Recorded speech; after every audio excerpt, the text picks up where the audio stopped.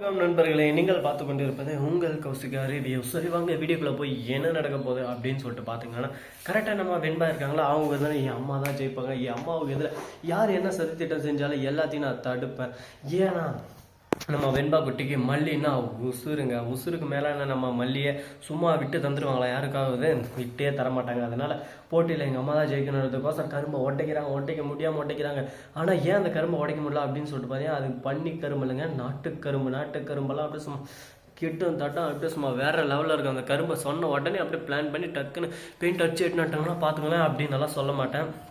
பண்ணிக்கிறோம்லே நிறைய ரகம் இருக்குது. சாப்பிட்டு திக்னஸ்ன்னு சொல்லிட்டு அந்த திக்னஸ் எட்டுன்னு வந்து கொடுத்துட்றாங்க. நம்ம மல்லிக்கு ஒட்டிக்க முடியாமல் ரொம்ப கஷ்டப்படுறாங்க. அந்த சமயத்தில் நம்ம விஜய் சும்மா இருப்பாரா, மல்லி கஷ்டப்படுறத பார்த்து லைட்டாக கால் அப்படி இப்படின்ற உடனே பார்க்க நம்ம பட்டுன்னு உடஞ்சிருது. ஆட்டாடே நம்ம விஜய்க்கு அப்படின்னா மல்லி மேலே ஒரு இது இருக்குங்க.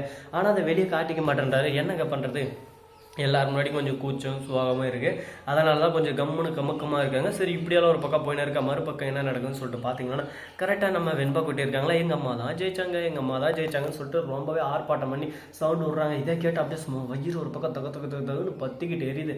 இதுக்கு மேலே இதை எப்படியே விடக்கூடாதே அப்படின்னு சொல்லிட்டு வெறியில் இருக்காங்க. இது என்ன நடக்க போகுது, எங்கே போய் முடிய போகுதுன்னு சொல்லிட்டு கூடிய விரைவில் நீங்கள் பார்க்க தான் போகிறீங்க.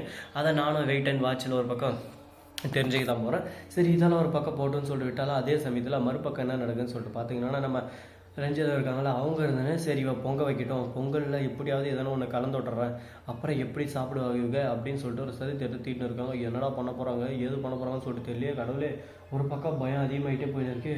இவங்க புதுசாக தினசாக பிரச்சனை உருவாக்குறாங்கடா, இவங்களுக்கு மத்தியில் எப்படி நம்ம இதெல்லாம் இது பண்ண போகிறோம்னு சொல்லிட்டு தெரியல அப்படின்னு சொல்லிட்டு குழப்பத்தில் இருக்காங்க. பாப்போம் மேலும் என்னென்ன பிரச்சனையெல்லாம் வரப்போகுது, இதெல்லாம் எப்படி சமாளிக்க போகிறாங்க, என்னென்ன பண்ண போகிறாங்கன்னு சொல்லிட்டு தெரியுங்க. எல்லாமே அந்த கடவுளோட அனுதேவல் தான் நடக்க போகுது.